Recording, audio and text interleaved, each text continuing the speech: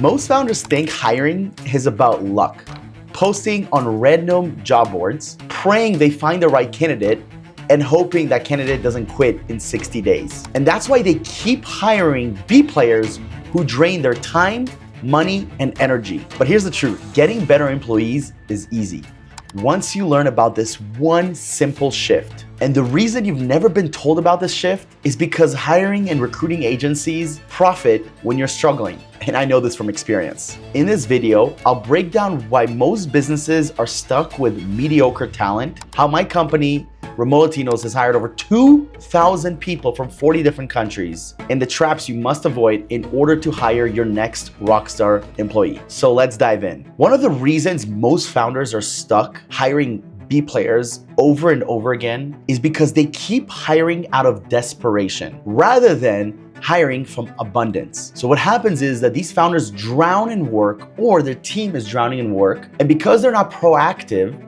they're going on these random job boards, whether it's Upwork or onlinejobs.ph. They post a very vague job description and they hope and pray that the few people that apply to it actually qualify. And then they interview people without having a strict interview guideline, and more importantly, a qualifier before anybody hops on an interview. And then they hire the person that may seem like the best because they have some potential and they speak good English. And then they wonder why this person either is not a good fit immediately, or they waste a lot of time and money and energy on this person to later find out about this. This is what a lot of founders go through. It's what I call the hiring nightmare cycle. You're drowning in work, you hire from desperation, these people quit, and you go over and over through the same cycle. I see this happening to all sorts of business owners, whether they're doing about $10,000 or $20,000 a month, even up to $100,000 per month. And one of the main issues here is that a lot of these founders or managers, they're hiring based on an interview where the interview should already solidify your decision. If you don't have a good feeling about someone prior to the interview, either they're doing something wrong or you're doing something wrong. And odds are it's probably you, the business owner, because you probably don't have a hardcore qualifying process to avoid people who are going to waste your time. And I'm not talking about waste your time on the job, but I'm talking about wasting your time on the interview, because your time is so valuable. You don't want to just sit there and waste it on interviews that are going to go nowhere. You want to interview people who are A-player candidates, who are high caliber, have the skill, have the experience, have the English, and have a proven record of working with companies just like yours or similar to yours, in order for them to actually get an opportunity to work with you. Because ultimately, a true A player, this is something I learned from Layla and Alex Armorzi, a true A player will show you and express to you that they're an A player within the first 1 or 2 weeks working together. I've hired tons of A players, I've hired tons of B players, and unfortunately I've even hired C players. And one of the biggest differentiators between an A player and a B and even a C player is the fact that A players showcase their experience, their skill, their wisdom, their willingness to go all in and go above and beyond within the first 1 or 2 weeks. It is so obvious what the difference between an A and a B player is, that if you even question that, that means that you didn't even hire an A player. Because an A player is unquestionably an A player. Not because of just their track record, but because they come in and they provide you results. They provide you a game plan. They provide you structure, whatever it may be, within the first 1 or 2 weeks. I'm not talking about 90 days. It does not take a long time to identify a very high-end player. Please keep that in mind. The shift that changed everything for me is that I stopped hiring for tasks. I started hiring for results. So for example, on the job description, I don't just say manage inbox, clean the inbox, send some emails. I make it super specific in what the job actually entails. It's not just, again, managing the inbox, but it's to categorize the emails in a way where everything seems structured, organized, and super detailed. So that way it's much easier, for example, for this executive assistant to be able to track the emails. Another example is to be able to take this executive assistant and for her or him to book me on podcasts, right? So I don't just make it random, I make it structure. I let them own the task, not just create a task, but I want them to own the task. I want them to build on it, right? So if I give them something, and even if it's generic, I want them to own that entire task and make it where it's not just a 1 or 2 day responsibility, but this is something that we're going to keep doing and keep making better time over time. And a lot of people just hire, I'm gonna have someone cold caller and they're just gonna cold call a day. That's fine, but this is why a lot of cold callers phase out, because how can someone just cold call forever? That sounds awful, right? Is there a way where they can grow within this department, right? Maybe it's becoming a cold calling leader. Maybe it's becoming an appointment setter. Maybe it's becoming a closer. Maybe it's helping you with some operational stuff on the back end outside of just closing, but it's specifically operational for front end because they have the operational mindset to make certain things better on the front of the company. I know I'm just swinging here for the fences, but nobody wants to do the same job over and over again.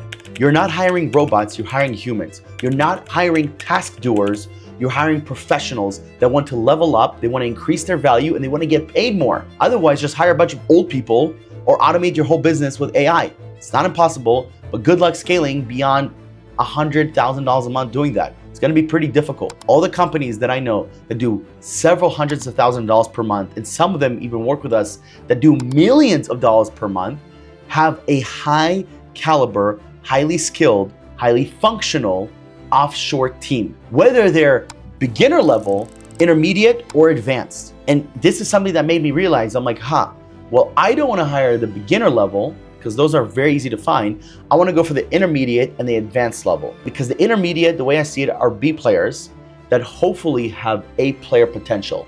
Because you might hire a B player in the beginning and that's okay, but the question is, do they have A player potential or are they always gonna be stuck as a B player?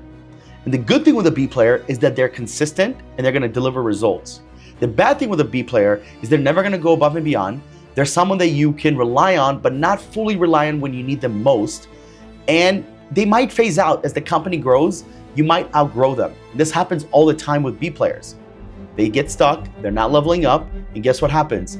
The company outgrows them and you find someone that will do their job way better at a lower cost. How funny and ironic. One of the other shifts I created is on the job description, I created a non-negotiable list. I created a filtering funnel for people to go through, and I test every single person before they ever speak to anybody on my team on an interview. We do a 2-part interview, one with the operations manager or the leader of the department, and then myself or my other co-founder. But before they speak to any of us, they must go through the filtering process. They must accept the non-negotiables that we have for the position and for the company, and then they must do the skill test and the personality test. So we use DISC assessment for personality test. That's been working great. And for skill test, I look at the last 30 days, sometimes even last quarter, and I create a skill test around this position, right? So if it's closing, it would be something to do with closing B2B clients to work with remote Latinos. If it's executive assistant, it would be managing my email, but also helping me get booked on podcasts or travel and understand the point game and point system. Whatever the case may be, I'm creating a skill test around a task, but I want them to see what they're gonna be doing and how far and how all in are they gonna go with this specific task. It's so easy to tell when someone just BS's their way through a skill test and like spends 5 to 10 minutes versus someone that spends hour, if not hours on a skill test. I don't expect hours, but 45 minutes to an hour, especially when the skill test is so diverse. I specifically make it doable and achievable, but also most importantly, I make it to where I wanna see how much care they have. Because you can judge care based on the skill test. And that's something that I look for hardcore because I'm like, man, if you don't care about a skill test, something that's, in a sense, irrelevant to the entire landscape of the job, you're gonna not be a good candidate to work with us, right? And when I say irrelevant, I mean like, this is just one simple task or maybe 2 simple tasks. So if you can't even do this correctly, how the heck am I expecting you to do something that could potentially change the landscape of our entire business? That could potentially buy me back 10 hours a week. That could potentially help me get on a podcast that can change the entire course of our business. Who knows? What I know is that if someone doesn't actually spend time and money and effort onto, money is not necessary, but time and energy towards the skill test, I don't even want to talk to them. So you're probably wondering, like, where do I get these A players? Like, what do you guys do to get these A players? Well, we are also on these random job boards. Don't get me wrong. Some of them are amazing. We've used them for many years, right? We use Facebook ads and we use Facebook groups and Upwork. We've used it all.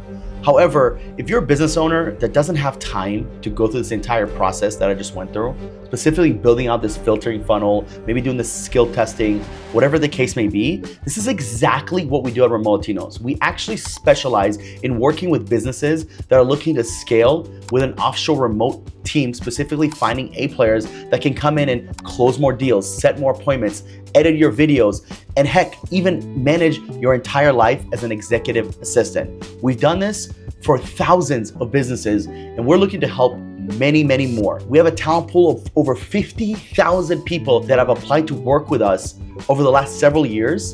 And the thing is, guys, we're just getting started. So if that's you and you're looking to partner with a company that can help you get on qualified interviews, whether it's with closers, editors, media buyers, content creators, you name it, we place it. Head over to remotelatinos.com and schedule a call with our team. Let us find out more about you, your business, and see exactly the hiring need or needs you possibly have. And let's partner up to help you find exactly what that need is.